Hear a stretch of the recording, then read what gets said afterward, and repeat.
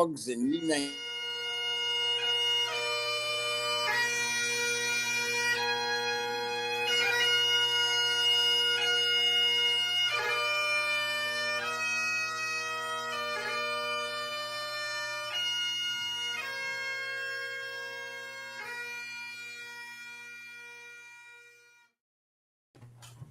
Hello, everybody. Welcome to Scout. We're glad that you tuned in tonight. We've got a friend of mine who's an old-time scout. He doesn't look so old. I know he looks younger than I do. And his name's Wayne Durden, which maybe you can see there if you're watching this on YouTube or watching it live. And then also, I'm not in my normal studio. We had an outing, an internet go out, and these things behind me, you can see some glares there, and I think that they're spaceships, like UFOs, but I don't know. We'll see about that. Now, Wayne, welcome to our show. Hey. A little bit about how it be, and tell everybody about your scouting background. We'll start off with that.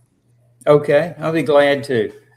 I started in scouting when I was 11 years old. And I was in a troop that was well sponsored, and we did a lot of activities. I mean, we camped once a month. We had different places to camp, and we had great support by a chartered institution. And what institution was that? At the time, it was Columbus Mill in Georgia. They provided everything. Even when we went to camp, they would pay half of our fee to go to camp. They provided us tents. They provided us vehicles. They provided us a place to meet. And so we were very fortunate. That's wonderful. And, you know, I've always said that that's kind of one of the weaknesses that some troops have had, or for that matter, any youth organization, is not having a consistent, strong institutional sponsor, and then not having a good troop committee. So it sounds like you had both. We did. We had our scoutmasters and assistants were those that worked at the mill, and they were given time off to take us on trips. So they were paid just like normal to make a difference in our lives. Boy, that's an institutional sponsor worth thinking about. Are they still in business? No, they later became West Point Pepperell. Yes. And then West Point Pepperell kind of died out, and then it became Johnson Mill. And then at the point where I was out of it, the troop kind of just banded and went its separate ways. But in scouting, we would go to Camp McKenzie out Whitesville Road in Columbus. And at the time, my first year, and that was probably 62, 63, we did patrol cooking. So being affiliate with Columbus, and we cooked on one of W.C. Bradley's grills. Every campsite had a grill that was given to the camp by W.C. Bradley. So go ahead. I'm sorry. No, I want, you know, I think a lot of folks don't realize how important that sort of support is to have boys and girls have a really good experience with scouting, the summer camp. And also, I think I suggest to a lot of folks out there that when you're doing these youth activities, that the youth do the cooking, you know, if insofar as possible, and not have this, what I call car camping, where people, a troop will back up and then the adults will cook stuff on gas burners and all that sort of stuff. Tell about your cooking experience, and that I think that's a good way to go. Well, we did a lot of cooking, and we were, like I said, for the week. So we did our patrol cooking, and everybody had assigned jobs. So you rotated from cleanup to cook, assistant, the whole deal. and it was very good. We learned a lot about cooking because that was really my first summer camp. And you know, you go into summer camp, you're 11 years old, you don't know what to experience, but you experience different things. And for a lot of kids, it makes a difference where they're going to stay in scouting or not. That's a good point. I know that some kids feel homesick right at first, and but not just some. Most kids, I think, feel liberated from the oppression of home, and so they, and one thing about cooking I've always thought is that children should learn to cook at home, because if you can't cook at home, it's pretty difficult to cook over an open fire, even if it's a charcoal type grill. So it was an interesting week. That was I guess the first time and maybe the last time, because after that there was a big dining hall, and the next year we ate in the dining hall. And it depends on the philosophy of the council and the executive. At one time, going back, the National Council encouraged patrol cooking.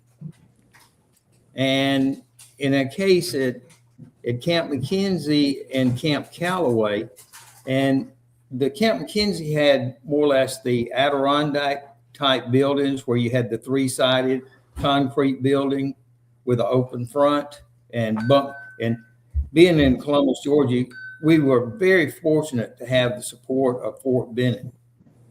Oh, yes. So we were able to get old bunks and old mattresses. And I mean, we didn't worry about who slept on that mattress back then. You had a dry bed, you had a mattress cover, you had to slip the mattress in and tie it up, and then they were sent to the cleaners every week. But though the first year was very good, and I think we went to the campsites, we had our campfires, and then we had, you always look forward to visitors night, because everybody in the troop, the parents bring something, and you get to have what we used to call a decent meal on Wednesday nights, and then you had the parent campfire. So did you stay in Scouts just right on through from the age of 11 onward? Well, yes, sir, I did. I was in the place where, I guess, when I turned 15, I started serving on staff. And, back then, when you served on staff, the first year you were washing dishes in the dining hall. So you learned from there, but you had a chance where you had a break during the day where you could work on 1 or 2 merit badges, after breakfast and clean up, and then not getting ready for lunch, you had that little break there. Did you, in the next year, did you teach merit badges? I was 16, you could do the merit badges. 15, you was more or less a CIT, and I worked in the commissioner's area.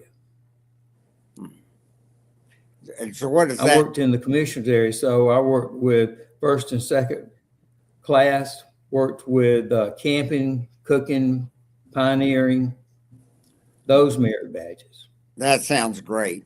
Let's talk about, then you became an adult leader, didn't you? You stayed right on active and became. Well, let me go a little bit farther before we go Sure. to the. Yeah. I got involved with the Order of the Arrow. And tell people what that Order of the Arrow is, in your opinion. It's the Brotherhood of Honor Campers. And we did the setup for camp. We would have our ordeals, and we would come into camp. We'd set up the tonnage, program areas, give camp a head start. Because when you bring a camp staff in, you bring them in the week before, and you have a lot to do, and then you have to worry about the rain and the heat and everything. So if you can get a head start with the or the area, you're well on your way. So we were very fortunate there. Um, I became the lodge secretary for the Order of the Arrow in our Chattahoochee Lodge. So I worked at the scout office. I sent out newsletters, did the duties, did all that. Learned a lot that really helped me later on in life because I worked part time. I worked I worked part time at the scout office. I learned how to print on the old printers. I learned how to use the mimeograph, the ditto, and everything, which helped me later when I became a teacher. All right. And then I became the lodge chief. I served as lodge chief for a year. I was the area vice chief. We had the conclave that year. I think it was around 72 at Flint River Council. And so there we were, and I was the vice chief because we worked together. Usually the vice chief is the host for the area. And since the lodge chief was from Flint River, and then so I was the vice chief. So that worked out well.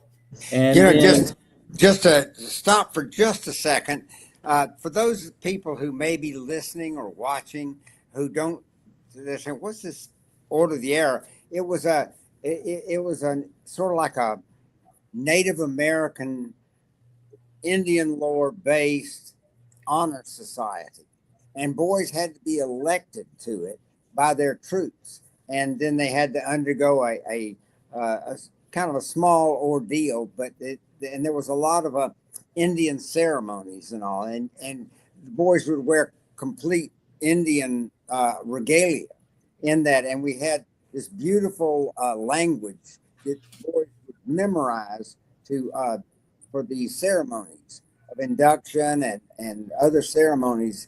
And so in modern life, we sometimes talk about cultural appropriation or something of that nature, but the Scouts have always been very pro historic preservation, and they come out. The Woodcraft Indians was one of the groups that became part of scouting back in about 1910, and so I just want people out there to understand.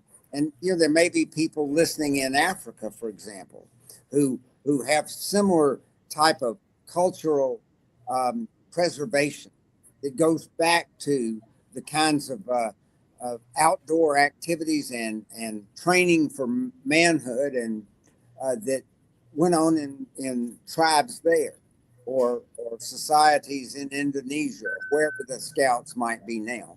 I didn't mean to interrupt too much, Wayne, but I want to make sure that people who don't know what we're talking about will know what we're talking about, and maybe they'll be inspired to help their own units, whether it be Girl Scouts or Boy Scouts or Scouting America or whatever they are in the world, Sea Scouts, to talk in terms of historical preservation. exactly. I think that's extremely important. But that's me. Go ahead, Wayne. Now, So tell about OA. So yes, about the OA, and like I said, I was an officer in the lodge and the section, and with my continued service in the OA, you have the initial member, which is the ordeal member, and then after a year, you can be a brotherhood member. You have a test, and you have a little bit of an ordeal, not like the original one. And then later on, if you continued your cheerful service, then you're able to be selected for the Vigil Honor. And the Vigil Honor is where you go out and spend the night, you keep your fire burning and meditate most of the night. You're not supposed to go to sleep. So the Order there was a very meaningful part of scouting and still is today. And then as far as the, excuse me, adult time, I worked at summer camp all the way. I worked as assistant program director for years. I was commissioner at summer camp. And then I became the assistant program director because I was 20 years old. I wasn't 21 to be the 21-year-old program director. I served, I guess 10 years as program director. And one scout camp I worked was Camp Flaming Arrow, which is located outside of Tampa, Florida, halfway between Vero Beach and Tampa in Lake Wales. And I was program director there for 3 years during the bicentennial year of 1976. And so we had a lot of ceremonies there and keeping the program going. So after that, I came back and I started teaching school. And what subject do you teach and what age group? I was a middle school teacher. I taught 6th and 7th grade. And boy, that sounds like I've heard that's the toughest of all the teaching that one does for young people. Well, it has opportunities, but I think with that, it's mutual respect and students know where they stand. And if you have that, then you don't have the discipline problems. But if you try just the authoritarian approach, then you have problems. So if they know where they stand with you all the time and nothing's going to change, and I always tried to instill in them that equal is not fair and fair is not equal. So to help those kids understand how life works. So I was able to teach school and work at summer camp, and I became the camp director. I served about 8 years as camp director. Altogether, I have over 50 years in scouting. So that was in addition to being a school teacher. Exactly. I think a lot of people don't understand how, at least here in Georgia, we used to have basically from about the 1st of June to the 1st of September, summer break. And so public school teachers were, I believe, you continue to be paid during the summertime, but then also they could have travel or special jobs like Wayne had. Yeah, and that's true. The problem was with teachers in the beginning, they wasn't paid during the summer. Oh, and I thought so, but okay. Then later on, they began to get paid. That was because teachers were drawing their unemployment.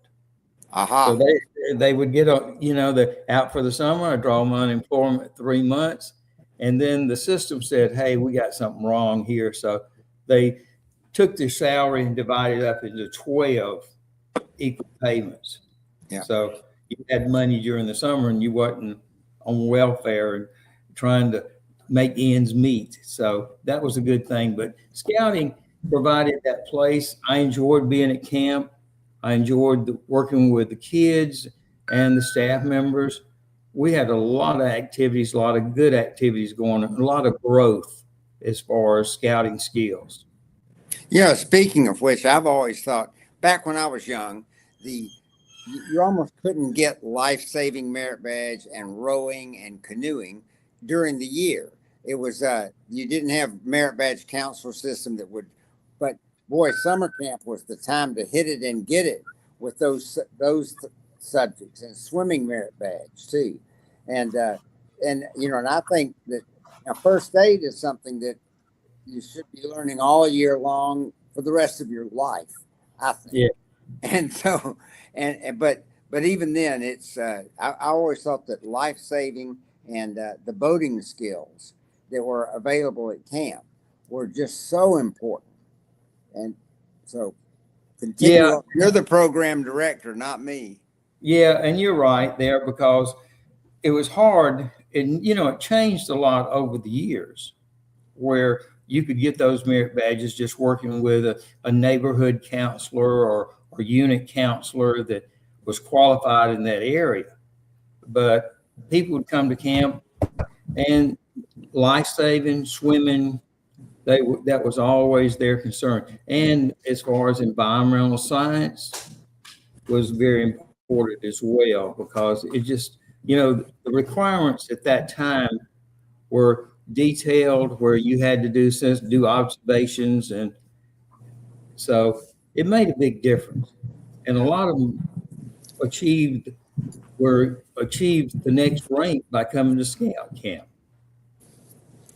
Well, I know that what a lot of people don't realize is that the whole scouting program and similar programs, whether it be 4-H or whatever, have long embraced nature study and soil and water conservation, and those are.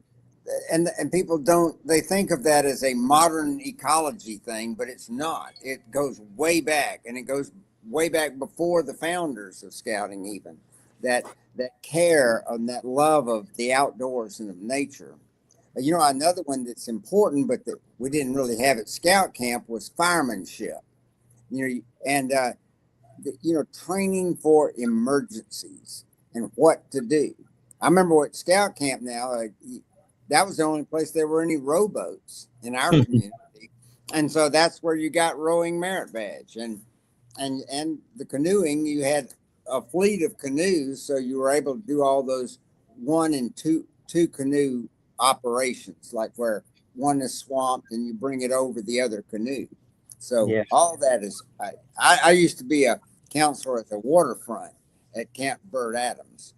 And I'd followed in the footsteps of who's still my brother-in-law, who was the rowing instructor at the early Bird Adams. Yep. Well, the scout camp meant, like I said, it meant a lot to me. I enjoyed it. We closed Camp McKenzie, in the 90s, and we had some property that we leased from the Corps of Engineers on West Point Lake, Camp Lumpkin. So we developed that area there. I kind of retired as camp director, but I spent 15 years as the advisor to the Order of the Arrow. So my love for the Order of the Arrow was very important there. Then I served on the council executive board for many years. I was the vice president of the council for program. So I felt like getting out and visiting when we had program activities were very important for the vice president of program to do, to be seen and get feedback and let people know that you're interested in them. And I think, I want anybody that's listening who's maybe their children aren't in scouting yet, and they're thinking about it, and they're wondering about it, and they're thinking about what a big commitment it might be. And I want to always come back to the idea that, but being a parent or a grandparent is a big commitment. And scouting doesn't necessarily demand of you more than you find yourself willing to give, because you see the benefits of it. So, and that's true, because a lot of parents can't be full time, but you're fortunate to have some that are able to come when you're doing certain activities. And sometimes the mom or the dad are more efficient in doing that activity than just the regular scoutmaster. So it's a matter of involving the parents. Hey, you don't have to be a full-time assistant scoutmaster. You might be an assistant scoutmaster, but you help as far as transportation. You help as far as merit badges. You could be, if you were a fireman and you had that expertise, and you could help with working on different merit badges according in other areas as well. Usually the council and the district help provide counselors that are available after summer camp, so that they're able to, the unit leader works with the scout to determine what merit badge, and then they find a counselor that's willing to work with them and achieve the goal. You know, I always thought that the merit badge system, some people might think that it's kind of just a little bit silly or something like that, and it's a little simplistic, but properly done, merit badges can introduce girls and boys to interests and skills that they need and may use their entire life. You know, over at Camp Thunder, we talk about, we're doing a lot more of the vocational type things now: plumbing, electrical, and welding. And how many kids get welding when they're 11 and 12 years old? I mean, that's neat stuff. And of course, we all know that with AI coming along, there's going to be a lot more job openings for people who are skilled in the trades. And you know, I think that we need to always be supportive of people that are out there and can actually do things and fix things. So, Yeah, that's exactly. And you know, the difference is that in some of the high schools, they used to have the courses there as far as the vocational courses, and a lot of those have been gone by the wayside. And so with the merit badges are able to give the scout the idea about something and maybe spark an interest. And that interest that, hey, and just like you said, the welder, or hey, I want to be a welder. And before that, I wanted to be a doctor. But hey, I got out there and welded something. I kind of like it. you know, they another thing is, I hear that, like, back in the 1930s and 40s, boys in schools would also be required to take home economics. Everybody, were the lessons where for a whole year you would study things like sewing, cleaning, cooking, uh, and all the domestic skills. And I think that a lot of people need to be thinking in terms of making sure their children have the domestic skills. And there were various, the scout, they have one called family living now. It's one of the merit badges. And then there's kind of a economics type thing where, you know, where people need to learn those kind of subjects that schools just can't or won't teach these days because they're so busy doing other things. And so that's that that domestic life is one of the most important things that people can learn when they're young. How to take care of children, how to take care of dogs, and that's one thing we're going to get into tonight, which some of you might find interesting, which is Wayne's love of dogs. And I was going to have my dog on with me tonight, but she's at home, and she's kind of big and all that. But Wayne, tell everybody about your dog care life. I used to breed and show Cavalier King Charles Spaniels, and they are the greatest dogs. And I mean, as far as taking a dog into a show, takes a lot of practice, a lot of coordination with your dog, and having that dog where he can obey you, stand still while a judge examines him, and then walk up and back and walk up and back, and not run and not just fall down on the line. But it takes a lot of things. Dogs are very important. I love dogs. We have a Borkin Spaniel now. We've had other Borkin Spaniels. So dogs are great. I wouldn't give anything for my little sweet pea. Now, you have her right there beside you. You can put her face up. I don't know where she is. Well, you call that dog, and I'll tell people while you're looking. Here. While you're calling your dog, I'm going to tell everybody, my wife's on the board of one of these animal rescue places called Coco's Cupboard.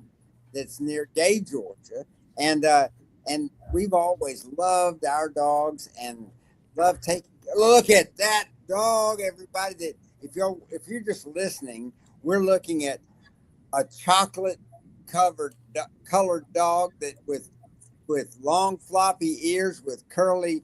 Have you been grooming that dog, or does it look like that normally? It looks like that. That's a Borkin Spaniel. Borkin Oh, Spaniels are South Carolina dogs. and I'm sure they jump in water whenever they can, right? Yeah, they do, and they were developed by a, Dr. Borkin found them one, and it's a mixture with several different breeds, Uh-huh. but they are great for getting in and out of a canoe, and because they are a good bird dog, and they won't turn your canoe over like a Labrador will. I didn't know that. So what they understand they're supposed to jump or something like that. Well, they just don't get up and rock the boat. You're talking about 35 pounds or maybe a little bit more instead of what the Labrador is, 50, 60, 70 pounds, depending on what type of retriever it is. Well, look, I'm looking right now because I like to get off on these little subjects. I'm looking right now at the old handbook for boys. This is probably started in 1950 or something like that. And dog care merit badge. I'm just going to, if everybody will, I'm going to just try to make sure people understand that these merit badges aren't where you just drive a car past a scout camp and they throw them through the windows. It's a To obtain this merit badge, a scout must, number one, own and give proper care to a dog for a period of not less than 6 months, or have responsibility for the care of his family's dog for not less than 6 months. And then look at number two, present a record showing the care he has given to the dog during a period of 6 months, including such items as feeding hours and kinds of food, housing, training, exercise, grooming, and bathing, care for the dog's habits and health, including precautions to keep dog in good condition. Now you see, and then there's other requirements that go on, but those are the kind of things where it's saying not just, hey, I got a dog, I get a badge. It's, well, where's your record, son? I gotta, I'm the counselor, and you gotta fulfill the requirements. And here's one. Look at this. Know the state and county laws or town or municipal ordinances, if any, involving dogs, including ownership, control, and humane treatment. So, and that's, isn't that neat? And there's, oh, look at this. Explain proper methods of training dogs to do the following: obey simple instructions such as come here, stop barking, lie down, etc. Walk to heel. That's not necessarily something that, at any rate, Wayne, take it from here, buddy. That I just wanted to point out that we have a dog care merit badge and that every kid really could learn and benefit from doing what dog care merit badge says he ought to do, even if he's not or she's not a scout, right?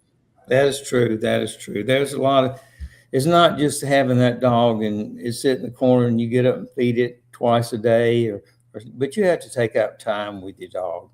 And they appreciate it. I mean, some people let their dogs sleep with them. Some people don't. Some people will take their dogs for a walk. Some people will just do everything with the dog. You see them in the truck with them wherever they go. And most of the time, that's a well obedient and trained dog that they have. We were in Thomaston one night going to the pizza place, and there was a Borkum Spaniel in the back of a truck. And he was just sitting out there. The man was in the pizza place, and I realized who it was, and he says, that dog will not get out of that truck until I tell him to get out of that truck. Anybody comes by, he will not have anything to do with them. And so it was neat. I was really surprised. I mean, you think a dog, well, he's going to jump out as soon as that that owner goes in the business, but he wasn't tied, wasn't anything, but the owner had him well trained. I'll say that. Well, I've got a German Shepherd these days, and when I'm playing soccer with my mates, she sits over on the side, untied, and then when we take a break, she gets up and she walks out on the field and looks for me and all that. And then when we start playing again, she gets off the field and waits. And then when we take another break, she's out there. You said something about in a car, and that's something I think we should mention, of course, is how, especially here, well, anywhere, during the summertime and about any time of the year, a car can get very hot very fast if the windows are up. And I don't care if you even crack the windows and give them an inch or two of space, a dog can get killed in a car. And for that matter, a baby can. And unfortunately, these things happen. And I think scouts all know all this, but if they don't, they need to be reminded, and they need to be thinking. One of the things about scouting, I think that it impresses on boys and girls, is you have a responsibility to others that we feel. You see somebody in trouble, or a dog in trouble, or a baby in trouble, and you don't just say, I think somebody should do something about that. No, you actually take on the adult type responsibility, and you do something, even if it includes breaking out a window if the dog looks like it's really distressed, or there's a baby left alone. And people must sometimes leave a dog or a baby there by mistake. They think they're going to run into the store for 1 minute, and they end up getting in a conversation and forgetting they left their baby or their dog in the car. So, Wayne, I'm sorry if I'm doing all the talking here, because No, we're doing good. You're right. I just hate seeing an animal in a car this time of year. I mean, if I'm going to be in a place, I mean, mostly Sweet Pea is with me on the farm, and I really don't take her like going to the grocery store, hardware store, places like that, and if she's in the car with me, I leave the air conditioner on. I leave the car running if it's just going to be a quick trip in and get out. But it's no, I mean, the temperature right now, we were right at 100 degrees, and you can imagine it's 125, 130, 140 degrees in that car when everything's sealed up. And it's just like putting one of us in there. We couldn't survive with that. Yeah. That's my dog is so obedient and so neat, and she's amazing. I didn't even train her. I got her as a rescue dog at the age of 3.5, and so it's amazing how many places these days let you bring your dog in, especially a place like Home Depot.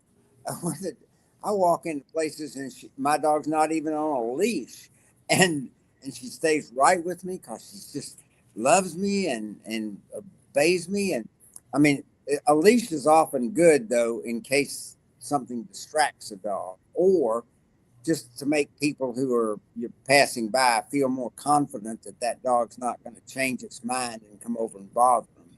But exactly. But it's interesting. In Europe, you'll see people at restaurants will have a dog. And I've even seen a few places here that, like pubs or something like that, where the dog's welcome as long as it behaves itself. And that's right. I mean, and like you said, in Europe, our son lives in Spain, and they have a dog, and the dog will go with us and just sit there at the restaurant, not get up, not move or anything, not until the command comes, let's go, and he'll get up and go with you. So, but that's good training. And I mean, some dogs, it's a very natural instinct. So, well, they have the natural instinct to want to be loved and want to take. And so, therefore, they want to obey and do what you ask them to do. They don't want you mad at them. They're smart. They really are. They know when you're upset. They know when you're sad. They know when you're happy. And when you walk in the door, they're glad to see you, no matter if it's been 5 minutes or 10 hours. Yeah, and dogs can be such a comfort in times of grief and sadness and illness. I've often gone into nursing homes, and where basically there are people in there who don't get visitors, and they maybe don't have dementia or something. And I keep thinking how dogs would be wonderful, the certain kinds of dogs, the ones that would walk around and sort of greet the patients there in the nursing homes, and because the staff doesn't have the time to pay attention to everybody, but a dog will pay attention to you. I've had some medical illnesses or problems, and so the dog would be such a comfort, especially old Atlas that I had before I had a current dog. And Atlas was so understanding and kind. You've probably had that yourself in your life. Some Yeah, dogs yeah, help you and through sad times. that's true, and that's important. I got a friend that she really liked my Cavaliers when I had them, and so she first one she got was a ruby, the red color, and then she got a black and tan, and now she has a tri. But she uses those dogs to go to the hospital, and they enjoy having them. They're just good for people, and they'll go into nursing homes. She she's wonderful. She trained them. They're they're just good dogs. They really are. And a Cavalier is maybe 12 pounds and just a lot of hair. And, and And cute. Oh, they are so cute. they are, and all four colors, they're just beautiful. They are. And Yeah. they came from the idea of King Charles wanted a lap dog. And so he bred several of them together, and they came out with the Cavalier King Charles Spaniel. Now, which King Charles are we talking about? Do you remember? I I can't. don't. I mean, like not the current king of England. No, no, No, no, no, no. not that guy, but Way on back. Way on way back. on back. Yeah. It's interesting. Dogs can. A lot of people, maybe I guess most people listening realize that different breeds usually have different kinds of personalities and characteristics, and uh, and so folks should, I think, be very careful about selecting a breed. If they're going to have a dog, they should select a dog that matches them emotionally and takes care of that. I know that some people will get a dog that's just way beyond what they want, like a Malinois, which is a police dog. Uh, a police officer told me, he said, "This is not a family dog. This is a dog that wants to work. It's very intelligent.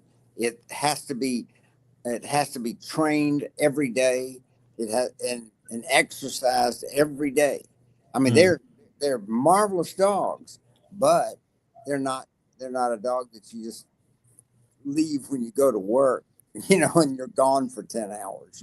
yeah, right, right. It's not that sort of a thing. So, But what are some other favorite dog breeds that you've had? well, schnauzers. I've had schnauzers. What is their? I've never had one. What's the characteristic of a schnauzer that you could recommend them to people? Well, they're a little bit active. They're a terrier, so they're going to be a little bit active, and they're good. I mean, I had a little black one named BB, and she was the holy terror. She would. I had two other dogs. I had a salt and pepper schnauzer and Lucky, who was a all American. But she would keep Tiffany and Lucky in line. If they were doing something she didn't like, she'd get over here to the neck and go, "Roo, roo, roo, roo, roo, roo, roo." Not, but letting them know that they were not doing what they're supposed to do. That the dog that I had before I have my German Shepherd. I'd never had a German Shepherd before, but the other one was a hound dog. And hound dogs have I think, a great personality. They're kind of laid back. I mean, they will hunt, and they are hunting dogs, but they're kind of big, and but boy, that was a nice dog. He was just kind as could be. And one of my main criteria, and I tell everybody, is I need a dog I can trust with children and babies. I want a dog where even if the baby pulls on its ear, it's not gonna nip the baby. Right. It'll just move its head away or get up and leave or something, but it's not going to try to punish that baby the way that a mother dog would punish a puppy that was doing that. That's dogs. Dogs are dogs, and that's how when they're puppies they pester their mother a little bit, and she kind of nips at them. She doesn't mean to hurt them, and she just nips at them. But boy, people freak out if a dog nips at them or nips Yeah, at the that's child. true. Yeah. Well, Janet had a Great Dane, Savannah. Mm-hmm. Savannah was a great dog. Uh, she developed cancer on her leg and passed away. And but I had no problem with armadillos when Savannah was around. She kept them out of the yard. I'll say that. Yeah. Yeah. Atlas would crush them with his jaws. He would if he could catch one. He was Uh, kind of, but and then years and years ago I had a Saint Bernard, and that was a stray. It was, I believe, it was all starved and matted and everything. And I got that dog, and a friend of mine named it Snodgrass. I had Snodgrass for about, maybe 3 or 4 years. But boy, she was so matted up. But sometimes people have to think, when they're selecting a dog, am I willing to do what it takes to keep this dog groomed and looking good enough?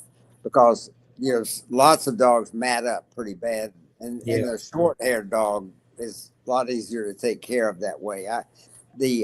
I saw a man had a big Saint Bernard, and he kept it beautifully groomed, and he would take it to nursing homes. I mean, that dog was so beautiful that it'd probably bring a smile on a lunatic's face. And plus he had it. If any people here want to do some community service and want to help, or some scout has a community service aspect, one thing they can do is volunteer at these dog rescue places to just walk dogs. You can go there. They have these down at Coco's. Um, they'll have groups of people will come in on a Saturday, and they'll leash up a bunch of dogs, and they'll walk them, and they'll go through places like Home Depot, which allows them to do that, which is great. And so they get the dogs used to being out on the streets and going past other dogs without wanting to fight them, and going through stores and being quiet and and all that. And it's like Wayne was saying, dogs have a desire that they understand. They're pack animals. They understand fitting in and how you got to fit in. And then Coco's, once they get a dog pretty well trained this way, they give them to people who have PTSD, the post traumatic stress syndrome, soldiers back from the war or something. But they don't just give the guy a dog. They Number one, he kind of has to check out and meet the dogs that they've trained, and then they train the man for a few days on, look, this is what you have to do. They want to make sure that there's a good match, and that it's good for the man and good for the dog. So I find that to be, and that's where a volunteer can really make an impact on the world, even if you don't get to see the impact. because a dog's such a loving, wonderful companion. Right, Wayne? They are. I tell you, there's one story I think about where I was at a dog show, and there was this lady there, and and she made the comment, "Well, they all have the same personality." And Wayne was at the point she kept on, and Wayne said, "Ma'am, I'm sorry. All you're telling me is that you don't know your dog, that you don't take up time with your dog." And I said, I wouldn't tell anybody that because every dog has a different personality. And the lady, she got a little huffy with me, but I made my point, and hopefully she learned from that. So that was the key. That's the only reason I spoke up, was to say, hey, you just don't know your dogs, and you have to know them. You have to know what they'll do and what to expect, even in different situations. Yeah, that's why I take my dog so many places, because I want to see how she acts wherever she goes, and so far so good. And so, but I do take her practically everywhere, and it's she just rewards me with that kind attention, obedience. She, if we go out in the woods, she may go off 40 yards figuring out some stuff and smelling things, but she knows where I am and she kind of stays with me. And I'll tell you another thing about almost every dog is brave, and they will defend you if it's another dog attacks you or a person is there. And correct me if I'm wrong, Wayne, but it seems to me that dogs, uh, almost every dog is essentially brave. They are. And they, like I said earlier, they have different ideas, and they respect discipline, and they're going to take up for you. Yeah. They're just like children. You let them know where they stand, and they'll let you know where they stand too. So it's working together.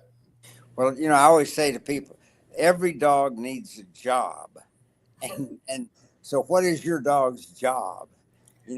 Mine is basically companionship, and and also sort of she feels protection, and so did old Atlas. He felt that way, where he kind of always was in a good position where if something came and attacked me, like a wild boar or something like that, or a wild person, he'd be in a good position to help and to intervene. And my wife has a little dog. That dog follows her everywhere.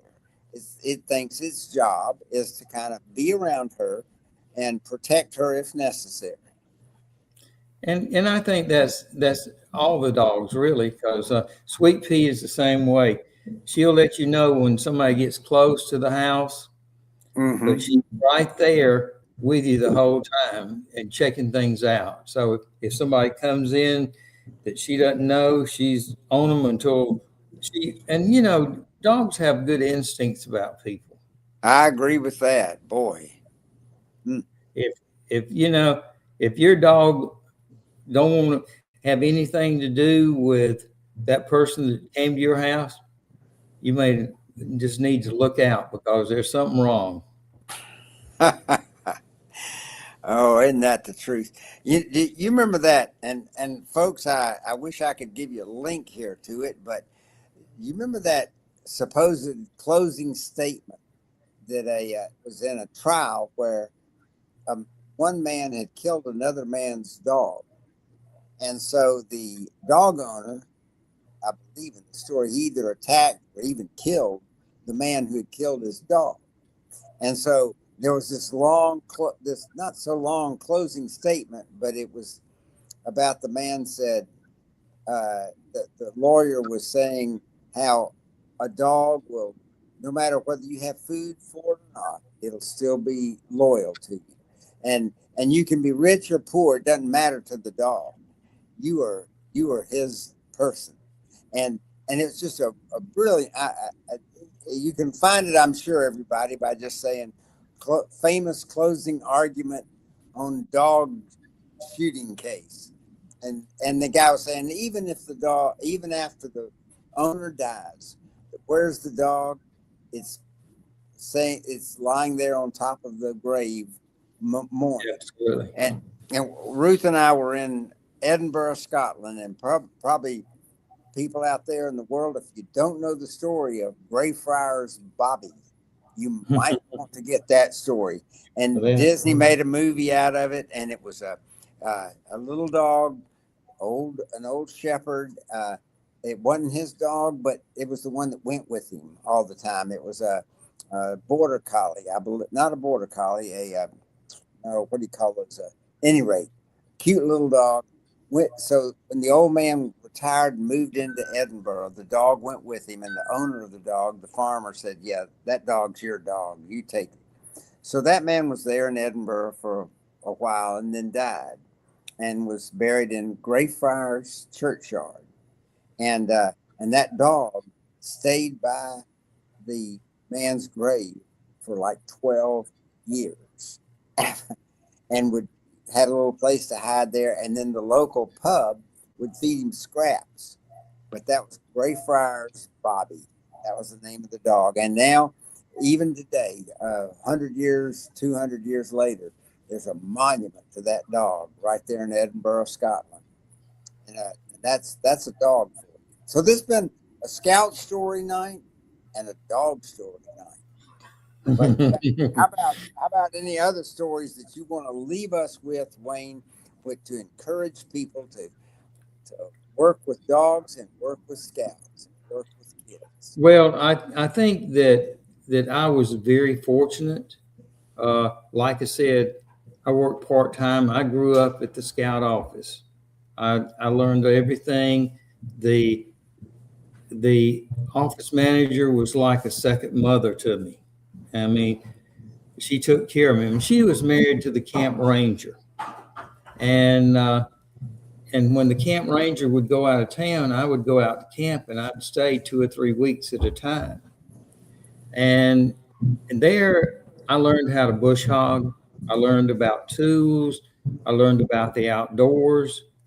And like I said, they were just like second parents. I'd go for the weekend and help him do whatever he needed to do. Sunday morning, we'd get up and we'd go fishing down Standing Boy Creek and catch breakfast. Then we'd come back and Sue would cook the fish, and we'd have home fries, and those were just good experiences. And that's the main thing I think about scouting, and with dogs as well, is the experience you have. You learn so much, and you don't realize how much until later on in life that where you got it, where you picked it up, and the difference you made. Scouting makes a difference in your life if you let it. But it's probably made that, and your school year teaching probably made a lot of difference in a lot of young people's lives. That's my guess. It is, and you'd be surprised when one of your students come back and tell you that, well, you did this and you made it special, or you did something for me that you didn't realize you'd done until it came back and they said something to you about it. Isn't that great? And we're getting on in years, but we want all young people. Like if you're a 15, 16-year-old scout and you're thinking about dropping out, and you're senior patrol leader, and you don't realize how valuable your contributions are. Wait till you get our age, if you're so lucky to live as long as we've lived. And I mean, not everybody is, but we all want to live our lives in ways that we can be proud of ourselves. Exactly. And frankly, scouting helps us do that. And most of us are proud of our scouting, with the friendships we made and the experiences we had. So we encourage everybody. We want everybody to help scouting and similar activities around the world. And we want people to strive for that Eagle Scout. Yes. Get the merit badges and experience. and then carried on, and the leadership within the troop. Yes, we want them to be first class scouts and first class citizens. Thank you so much, Wayne. We appreciate Enjoy it. All right. Thank you. And good night, everybody. And keep tuning in to Aids to Scouting and tell all your friends about it. And also, you can take a look at my website and it'll have links to this. And we're on Facebook and all that. But walkerchandler.com is my website. And you'll even see how Baden Powell is on that.